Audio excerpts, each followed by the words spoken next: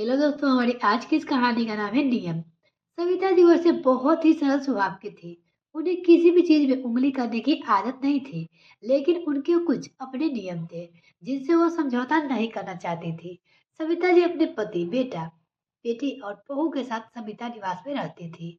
वो बेटी और भी बहू में कोई फर्क नहीं करती थी, दोनों को एक नजर से देखती थी। बस उसका यह मानना था कि रात के जूठे बर्तन सिंक में ऐसे नहीं रखने चाहिए। उसकी जूठा धोकर रखना चाहिए जिससे बर्तन में कोई स्मेल ना आए और किसी को कोई इन्फेक्शन ना हो। जब तक सविता जी की बेटी सुबह की शादी नहीं हुई थी, तब तक रोज सुबह माँ के कहे अनुसार रात में जूठे बर्तन धोकर रख देती थी। उनकी बहू शशि को आए हुए 5 साल हो गए थे, लेकिन इन 5 साल में एक भी दिन सुबह ने अपनी भाभी से नहीं कहा कि आज मेरा मन नहीं है, आप बर्तन की जूठा धोकर रख दीजिए। लेकिन अब 2 महीने में उसकी जब से सगाई हुई, वो अपने मंगेतर से साथ कभी फोन पे तो कभी घूमने फिरने में व्यस्त रहती है, जिस कारण वो जूठे बर्तन नहीं धो पाती। इसी बात को लेकर सास बहू में रोज तानाशाही रहती है। सविता जी रोज रात को बहू से पूछती कि बहू तूने बर्तन धोकर रख दिए। बस यही पूछने की देरी थी, बहू शशि का मुंह फूल जाता। ओह बाजी, खाना खाते खाते रोज रात को 11 से 11:30 हो जाते हैं और सुबह बबलू के स्कूल 7 बजे लगता है। नींद आने लगती है। वैसे भी शांताबाई सुबह आकर बर्तन मांज देती है, तो जूठा धोने की क्या जरूरत है। और मैं तो कहती हूँ कि आप भी यह पुराने और बेतुक नियम हटा दीजिए। कुछ नहीं होता बर्तन के जूठे धोने से। अब सविता जी विचारों करे तो क्या करे। पहले पहले तो सविता जी बहू से कहा, बहू मैंने पहले कभी जूठे बर्तन धोने के लिए कहा, क्योंकि सुबह जूठे बर्तन धोकर रख देती थी। पर अब 2 महीने बाद उसकी शादी होने वाली है।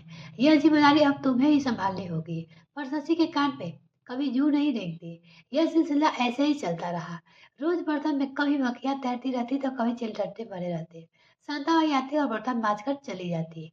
इसी बीच सुबह की शादी हो गई। मई का महीना था, गर्मी के दिन थे। रात के सुबह तक बर्तन में खाने में बदबू हो जाती थी, जो कि मांजने के बाद भी नहीं जाती थी। इसी तरह चलता रहा। शांताबाई आती और बर्तन मांजकर चली जाती।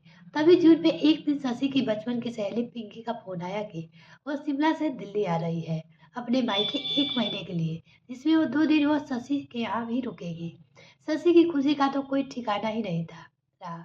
वह उसे पूरे 3 साल बाद मिलने वाली थी। लास्ट टाइम बस उसके शादी पे ही मिली थी।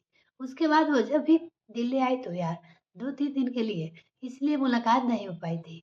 शशि 2 दिन पहले से ही पिंकी के स्वागत की तैयारी में लग गई। पिंकी के घर घुसते ही घर के बहुत तारीफ की और कहा कि शशि तुमने तो घर बहुत अच्छा सजाया हुआ है।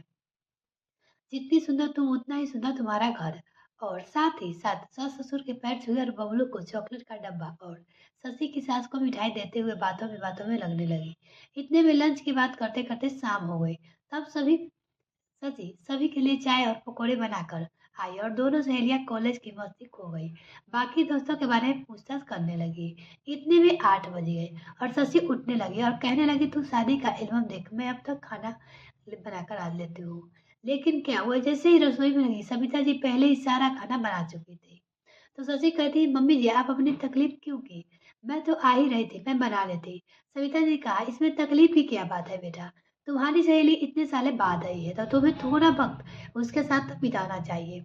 यह कहकर वो अपने कमरे में चली जाती है। इतने में शशि के पति भी आ जाते हैं और पिंकी उनसे बातें करने में लग जाती है। तभी डिनर का टाइम हो जाता है और शशि डाइनिंग टेबल पर खाना लगा देती है। सभी हंसी मजाक करते करते खाना खाने में लग जाते हैं। फिर शशि सारे जूठे बर्तन उठा के सिंक में रखने जाती है तो पिंकी देखती है कि शशि सारे बर्तन बिना धोए ऐसे ही सिंक में डालकर उसमें पानी भर देती है। तो पिंकी उसे टोकते हुए कहती है तुमने बर्तन सिंक में बिना धोए नहीं रख दिए।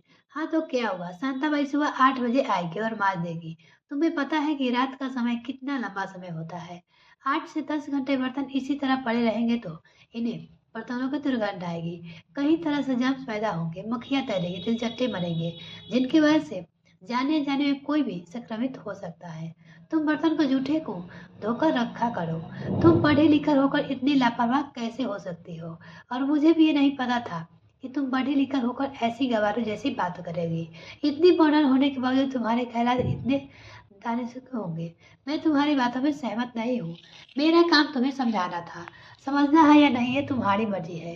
एक बात और कहना चाहूंगी, तुम्हें कि तुम शायद भूल गई हो कि मैं एक डॉक्टर की बीवी हूँ और हाइजीन के बारे में मुझे तुमसे बेहतर जानती हूँ। ऐसा ना हो कि तुम्हें तुम्हारी जीत की भारी कीमत चुकानी पड़े।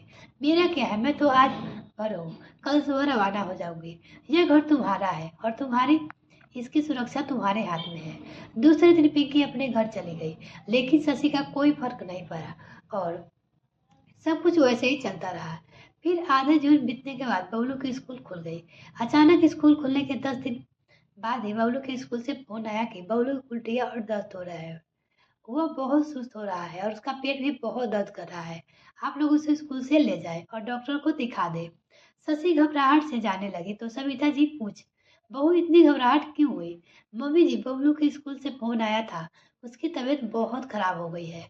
उसे उल्टियाँ और दस्त हो रहे हैं, पेट में भी दर्द बहुत है और वो सुस्त भी हो गया है। उसे डॉक्टर के पास ले जाना होगा। रुको भाई, मैं तुम्हारे साथ आती हूँ। सविता जी और शशि जैसे उसे डॉक्टर के पास ले गए। पहले तो डॉक्टर ने जांच करके उसे 3 दिन की दवा दे दी और कहा 3 दिन बाद आकर रिपोर्ट देंगे और साथ ही साथ ओट्स का पानी में पिलाने की हिदायत दी।